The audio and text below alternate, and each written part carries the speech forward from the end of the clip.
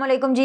ईद ख़त्म होते ही पहले वर्किंग डे के ऊपर ख़बरों को लग गई हैं पहिए, बल्कि पहिए क्या ख़बरों को लग गए हैं पर। और इतनी खबरें बैक टू बैक इतनी खबरें हैं कि मैं आपको बता नहीं सकती।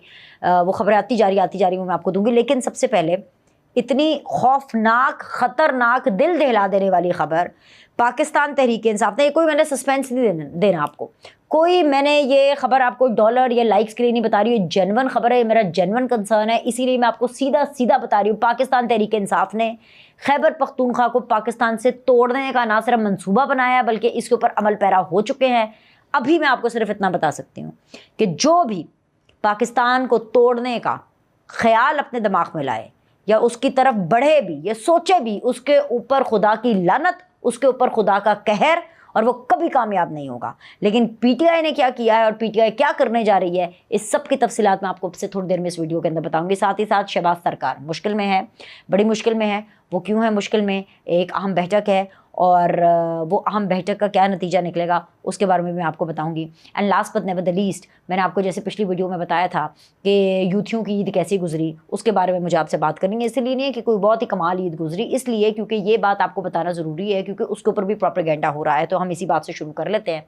हमें ये बताया गया कि शाह महमूद कुरैशी साहब की साहबजादी से जब वो मिल कर के आई शाह महमूद कुरैशी को जेल में, कि जी मेहरबानो कि जी मेरे वालिद साहब को और इमरान खान साहब को तो इन जालिमों ने ईद की नमाज़ भी नहीं पढ़ने दी।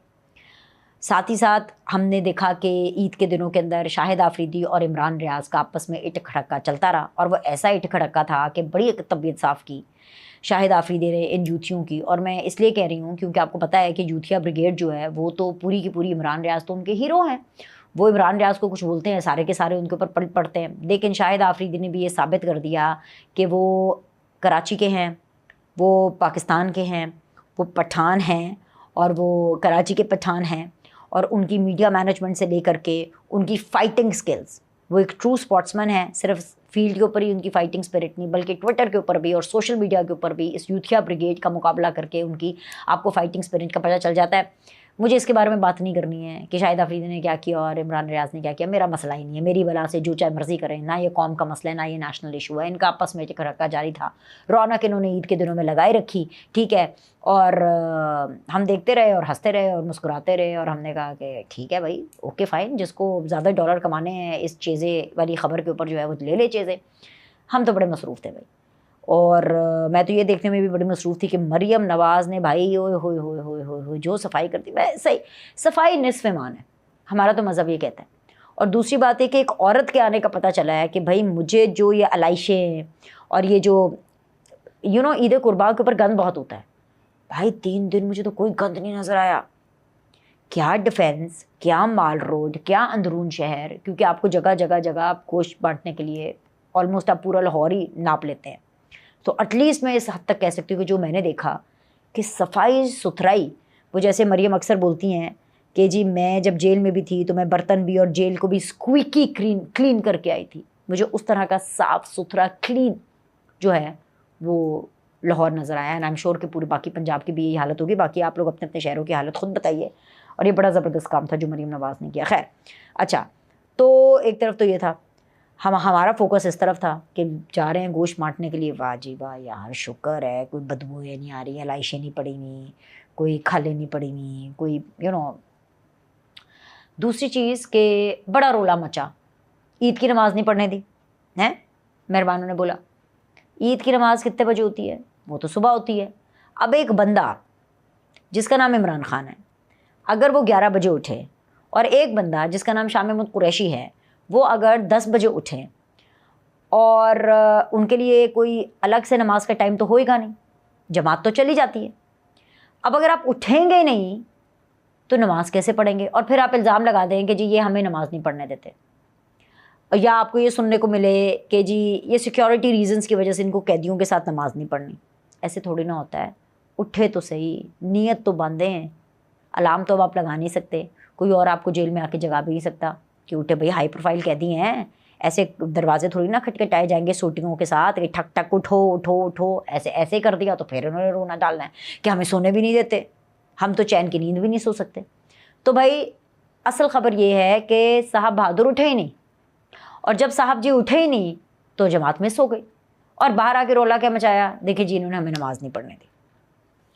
دوسری خبر جو کہ ایک ڈیولپنگ سٹوری ہے وہ ہے کہ جی شہباز شریف صاحب اور Bilawal Bhutto, budget definitely, Punjab definitely, Punjab میں بیوروکریسی کے مسائل جو کہ پیپلز پارٹی نے شکایتیں کرنی ہیں, پنجاب کے اندر ان کو اپنا شیئر چاہیے جو کہ پیپلز پارٹی چاہتی ہے. اس کے بدلے میں نون لیگ نے کہا ہے کہ بھائی ٹھیک ہے جی, آپ کو اگر پنجاب میں یہ سب کچھ کرنا ہے تو آپ ہمیں سندھ کے اندر بھی جو ہے ہمارے جو عہدیدار ہیں وہ ان کو سپیسز دیں, ان کو جو ہے وہ کنسیڈر کریں. اس کے اوپر انہوں نے کہا جی یہ تو نہیں ہو سکتا, سندھ کے بارے میں کوئی مذاق نہیں ہو سکتا, بھائی سندھ سے پیپلز پارٹی کا ہے تو پھر ایسے تو نہیں ہوگا نا, سیاست تو گیو اینڈ ٹیک ہے. اب بجٹ پاس کرانا ہے اور 21 جون ظاہری سی بات ہے, تو یہ آخری چند گھنٹے شہباز صاحب کے لیے بہت عام ہے. لیکن مجھے چاچو کے اوپر پورا یقین ہے کہ جو چاچو ہیں وہ بلاول بھٹو کو منا لیں گے. ابھی جس ٹائم پہ میں یہ ویڈیو ریکارڈ کر رہی ہوں یہی کہا جا رہا ہے کہ ملاقات ہونی ہے. ملاقات کس کس کی ہے جی؟ پورے ایک وفد کے لیول پہ ملاقات ہوگی. شہباز شریف صاحب کے ساتھ بلاول ہیں, اور بلاول کے ساتھ آگے یوسف رضا گیلانی ہیں, اور بلاول کے ساتھ آگے خورشید شاہ صاحب ہیں, اور یہ جو راجہ پرویز اشرف صاحب ہیں, اور نوید قمر صاحب ہیں. چاچو کی سکلز پر مجھے 90% بھروسہ ہے. 10% تو پھر آپ کو پتہ ہے نا کہ پھر اگر نہیں اتنا سے, کیونکہ اگر چاچو ان کو نہیں منا پائے اور اگر معاملات نہ بنے تو اس کا مطلب ہے کہ چاچو کی تو حکومت گئی. لیکن یہ ہوگا نہیں. یہ کسی یوتھیے کی خواہش تو ہو سکتی ہے لیکن اس کا حقیقت سے اتنا کوئی تعلق نہیں ہے. ہاں آئی نو پرابلمس چل رہی ہیں. پیپلز پارٹی اپنا بھار ہر لحاظ سے بڑھانا چاہ رہی ہے کہ جتنا بھی وہ اس سچویشن سے لے سکے, اور یہ دیکھنا ضرور ہے کہ چاچو کتنا دیتے ہیں ان کو, کتنا ان کی بات کو مانتے ہیں. پہلے انہوں نے تمام آئینی عہدے لے لو کے کافی زیادہ پیپلز پارٹی نے اپنا سٹیک کافی زیادہ, اور سب سے زیادہ فائدہ اس پورے سیٹ اپ میں جو پورا فارمولا بنا ہے اس کے اندر سب سے زیادہ فائدہ ووٹس کے اعتبار سے, سپورٹ کے اعتبار سے وہ پیپلز پارٹی کو ملا ہے, اور سب سے کم شیئر میں سمجھتی ہوں کہ نون لیگ کو ملا. خیر اینی ویز, لیکن یہ جو اہم ملاقات ہونی ہے اور یہ جو اہم شہباز شریف اینڈ بلاول بھٹو کی جو میٹنگ ہوگی, اس سے اچھا نتیجہ نکلے گا پاکستان کے لیے. تو بجٹ تو اپروو ہوگا اور حکومت بھی یہ رہے گی.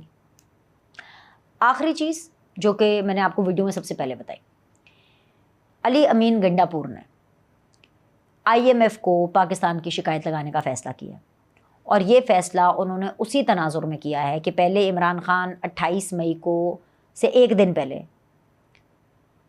1971 کا کہتے ہیں پورا بیانیہ بنایا جاتا ہے. اس بیانیے کے بعد کہ جی پاکستان کو توڑنا ہے, میں شیخ مجیب ہوں اور جی یہ یا حقان ہے. اس کے بعد جی اب اس کے اوپر عمل پیرا ہو رہا ہے کیونکہ ان کو پتہ چل گیا کہ جی خیبر پختونخوا کے جو لوگ ہیں وہ بڑکوں پہ چلتے ہیں. علی امین گنڈا پور ٹگے کا کام نہیں کرتے, نہ انہوں نے وہاں پہ قربانیوں کے گند اٹھائے ہیں, نہ انہوں نے وہاں پہ کوئی سڑکیں بنائی ہیں, نہ انہوں نے کوئی پل بنایا, کچھ نہیں کیا. میں ابھی چند ہفتوں پہلے KPK کا پورا دیکھ کر کے آئی ہوں, کچھ نہیں ہے وہاں پہ, کچھ نہیں ہے. وہ اتنا پسماندہ علاقہ لگتا ہے. کیوں کہ خیبر پختونخوا کے لوگوں کا حق نہیں ہے, لیکن خیر پھر وہ بار بار لوگ ان لوگوں کو چنتے ہیں کیونکہ ٹگے کا کام ان کو نہیں چاہیے. ان کو کوالٹی آف لائف کیا ہے, زندگی کیسے, ان کو کچھ اس سے فرق ہی نہیں پڑتا. اوپر سے بجلی کے بل بھی نہیں دیتے, اوپر سے چوری کرتے ہیں, اور ان کے حصے کا بل باقی پورا پاکستان دے رہا ہے, لیکن بجلی ان کو پوری گن پوائنٹ پہ چاہیے. تو یہ جو دادا گیری ہے نا, اس کو اس لیے فروغ دیا جا رہا ہے کہ علی امین گنڈا پور نے کہا کہ اب میں IMF کو شکایت لگاؤں گا, ٹیکسز ہم پہ اتنے لگائے ہیں, IMF کی ساری شرائط ہم پوری کر رہے ہیں اور بدلے میں ہمیں کچھ نہیں ملتا. بالکل ایسے کہ جی ہمیں الگ کر دیں پاکستان سے, بالکل ایسے کہ خیبر پختونخوا کو پاکستان سے توڑ دیا جائے. ایویں ہی تو نہیں شیخ مجیب یاد آ رہے نا.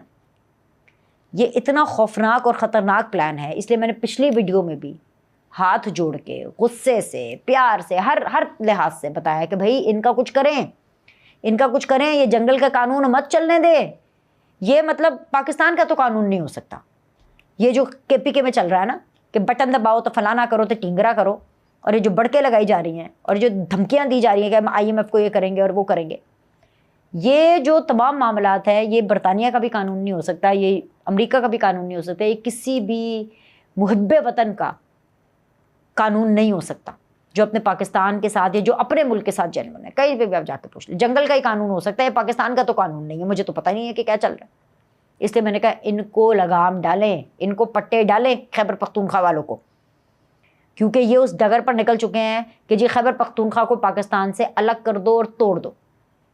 ایسا خیر ہوگا نہیں, یہ تو میں آپ کو حتمی بتا رہی ہوں, لیکن یہ جو ایک نفرت کا بیج جس کو بو کر کے یہ پروان چڑھانا چاہ رہے ہیں نا, کیونکہ پھر جب اس کو روکا جائے گا نا تو پھر ان کی چیخیں نکلتی.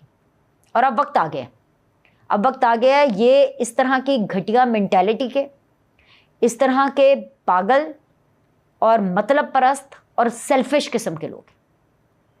میں نے کہا کہ بھئی یہ بات آپ کو بتا دو. بتائیں مجھے اس سے بڑی خبر کوئی اور ہو سکتی ہے کہ جو کہ آپ کو شوق میں کہ ایک طرف ہم مریم نواز کو دیکھ رہے ہیں کہ کچھ نہ کچھ تو کر رہی ہے نا صوبے میں, بنانے کی کوشش, جوڑنے کی کوشش, کچھ تو کر رہی ہیں.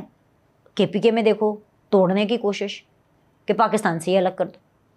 وفاق میں دیکھیں بلاول ہوں یا شہباز شریف ہوں, وہ اگر مل بھی رہے ہیں یا ملاقاتیں بھی ہوتی ہیں یا وہ کس لیے ہو رہی ہیں؟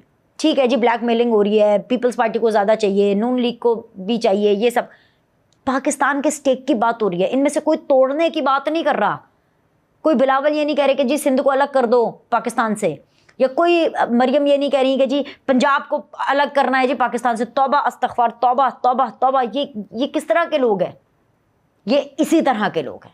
تو پھر جب اس طرح کے لوگ ہوتے ہیں تو پھر ان کے ساتھ اس طرح کی حرکتیں ہوں تو پھر ہی یہ ٹھیک رہتے ہیں. لائک کریں, سبسکرائب کریں. آپ سے اگلی ویڈیو میں